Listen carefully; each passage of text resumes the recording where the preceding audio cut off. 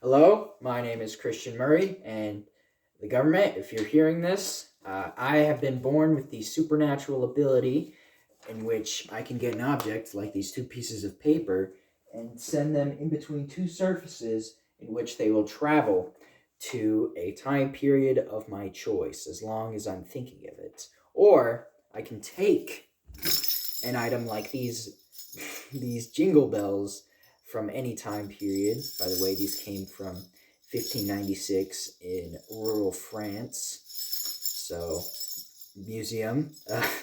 If you're hearing this, I will be selling these for $50,000. Uh, yeah, I'd like my paycheck in real cash, please. Anyway, I am going to have my third test be sent to an individual named Christian Weston Chandler, or as of May 22nd, 2021, known as Christine Weston Chandler. And this uh, is a poem that I'm going to send to them back in the phase of March 22nd, 2009, in what we would call their Ivy Saga. And yeah, here's what I'm going to send to them. I will never escape my own life, even with a change of identity. Well, yeah. I am trapped in a delusional fantasy world that will never end, and it's all my fault. Believing fools and sociopaths alike that I'd find success in a childish endeavor. Seeing only false praise or fueled hatred for my work, blinded to true criticism. There is no improvement, only stagnation. And once you hit rock bottom, you can only go deeper. Stuck in a trap of crippling debt, a body worse for wear, in a home of disaster, I will keel over soon. Death is a clock, striking midnight. Yet my legacy will last for a millennia. Sounds like a riddle. I will forever be known as the King of Fools, and everything I have done will be a joke to a passerby.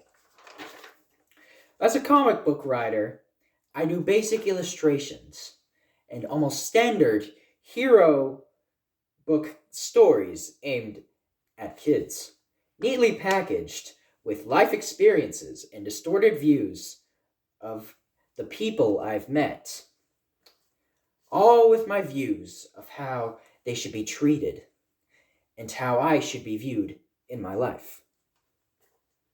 A failing reality, even with the escapism of my imagination. Its city crumbling in on itself, bundled in with many hiatuses and a failing work ethic from working independently. Always wanting to reach success, but I will never get past a false optimism. I was born to fail, unable to help myself, let alone my decaying mother and my many pets. Added to my inability to balance finances for short-term pleasure, no one will hear my pleas. Eventually, my delusions will become a reality, as the media says that I should never change myself.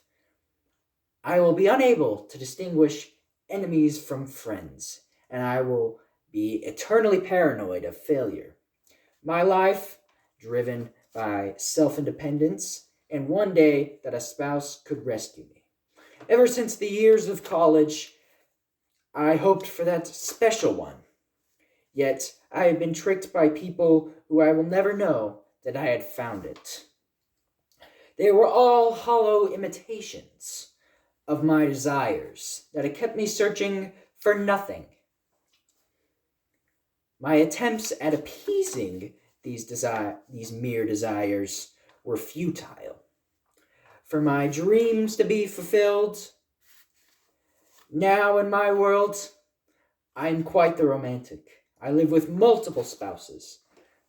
All I can see, but none I can feel.